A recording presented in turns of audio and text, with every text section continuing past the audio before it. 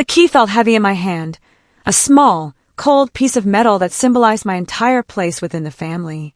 Room 108, the one next to the laundry, the smallest and noisiest room in the luxurious Hotel Miramar. They had no idea I owned it. The annual family reunion was a tradition my mother insisted upon, a weekend I had learned to endure rather than enjoy. It was a marathon of subtle comparisons and not-so-subtle remarks, a constant reminder of where I stood on the family ladder. This year, however, was different.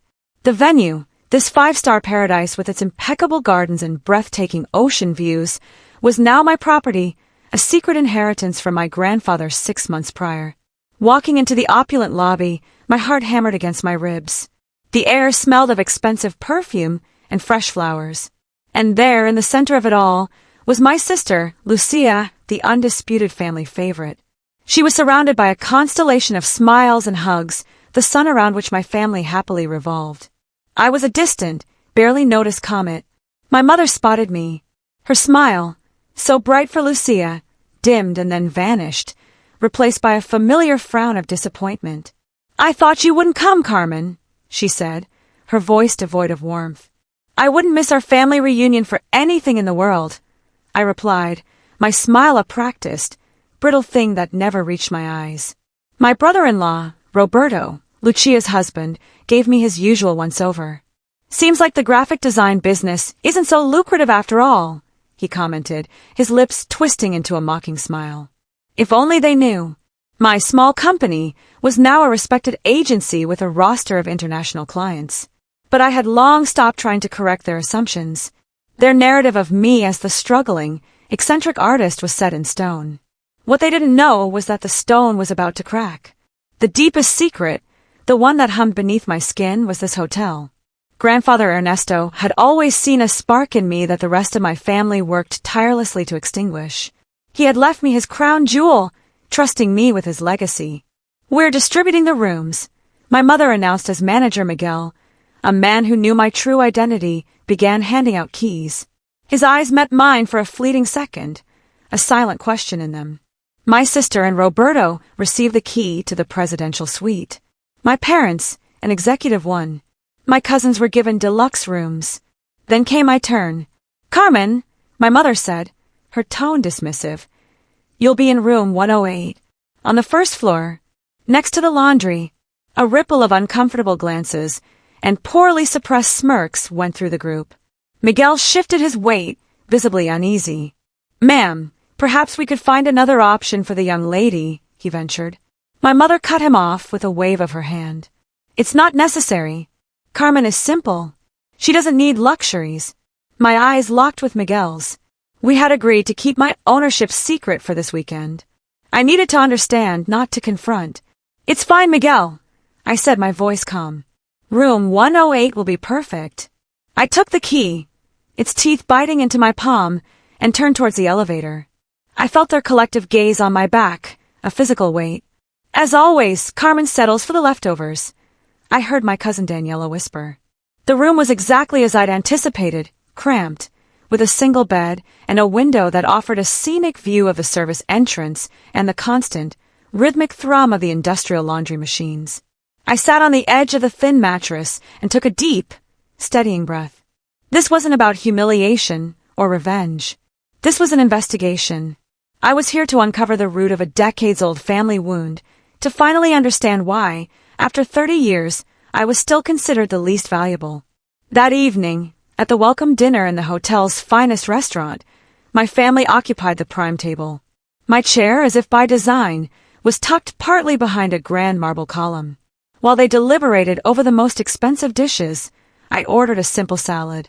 "Can't you afford something better, Carmen?" my father asked, a familiar blend of mockery and pity in his voice. "We can treat you if you'd like."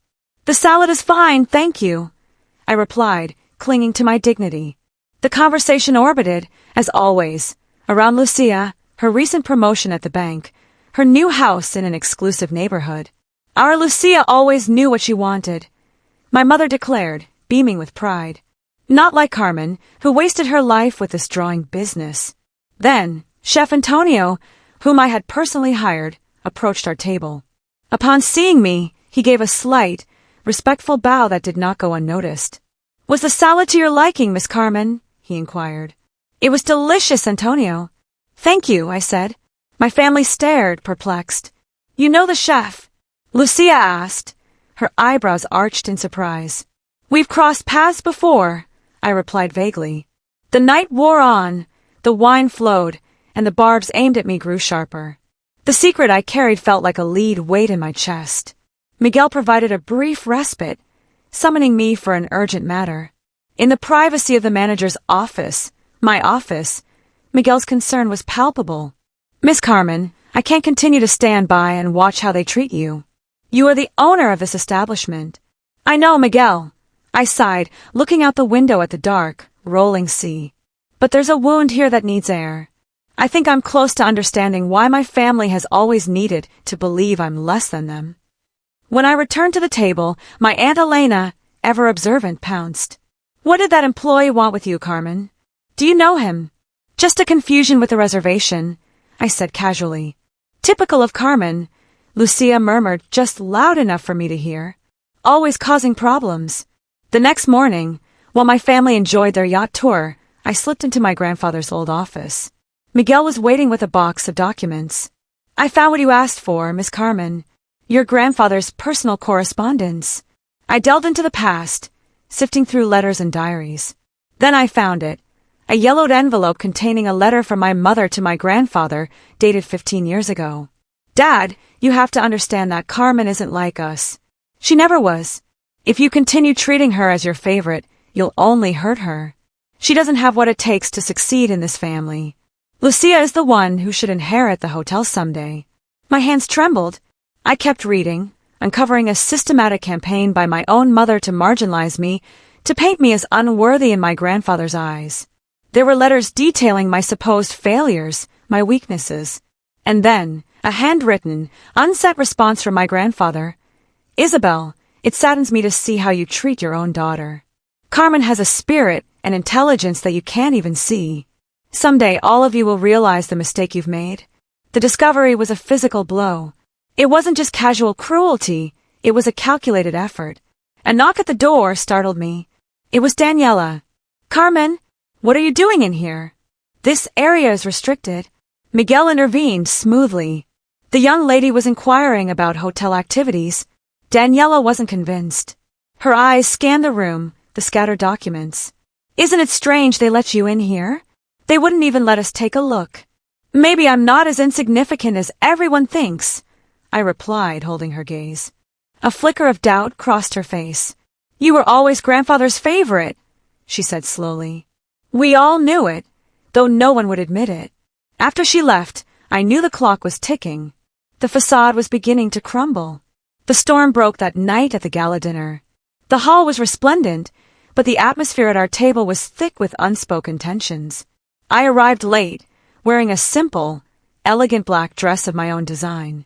Roberto, already emboldened by wine, was holding court. "If I play my cards right, I could even buy a hotel like this someday." My father raised his glass. To Roberto and Lucia, the true pride of his family. They all toasted. I did not. It was Daniela who lit the fuse. "Carmen, I saw you today in the hotel's private office. You seemed very comfortable there." The table fell silent. "What were you doing in restricted areas?" my father demanded. "I was investigating some things about the hotel," I said calmly.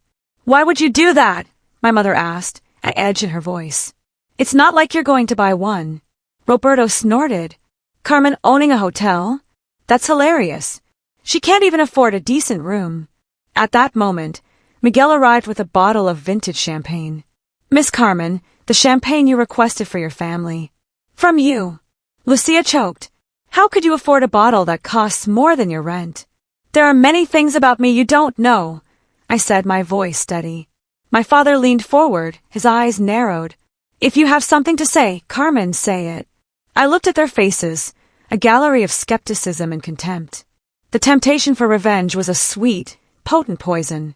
But as I looked at them, I realized I didn't want to become like them. "I just wanted to make a kind gesture," I said, letting the moment pass. "To celebrate that we're together as a family." Despite everything, the tension eased, but anew, Curious energy had been unleashed.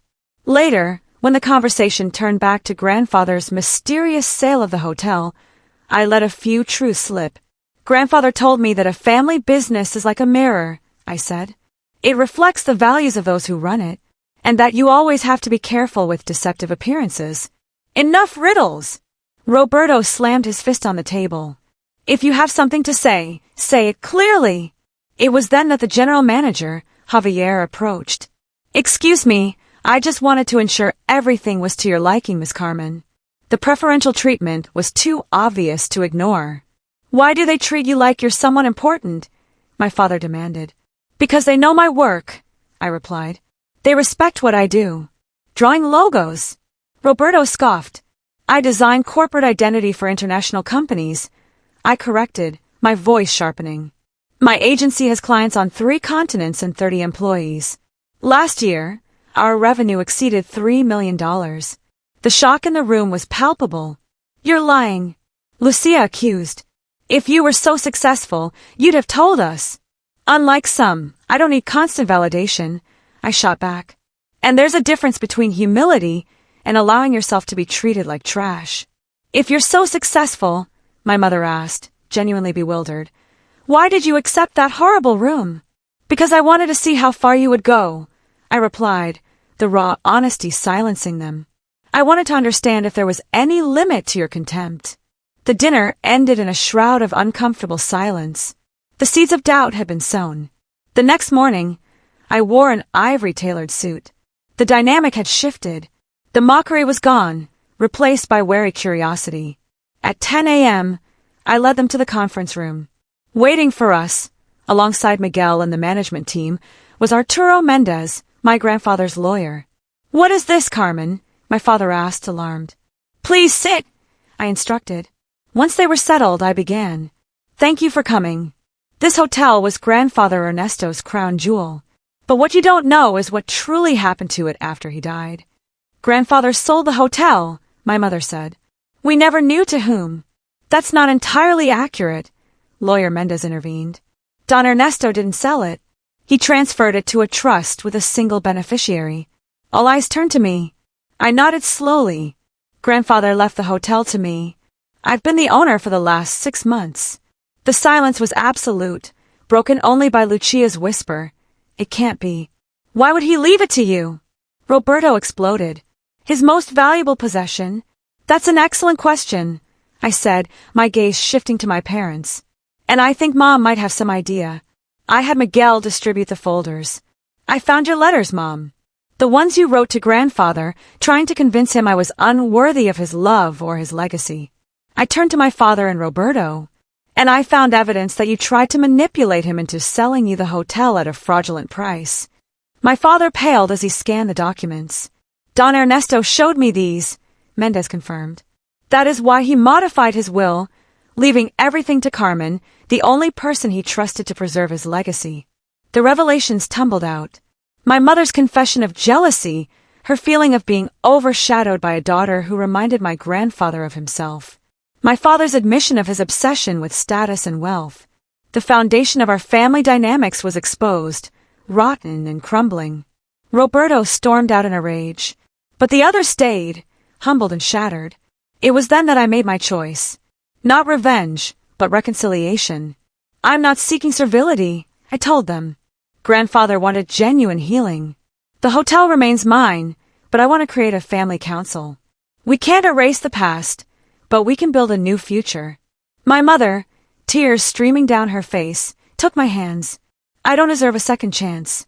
But if you're willing to give me one, I promise I'll be the mother I should have been. The emotion I had held back for so long finally surfaced. That's all I ever wanted, Mom.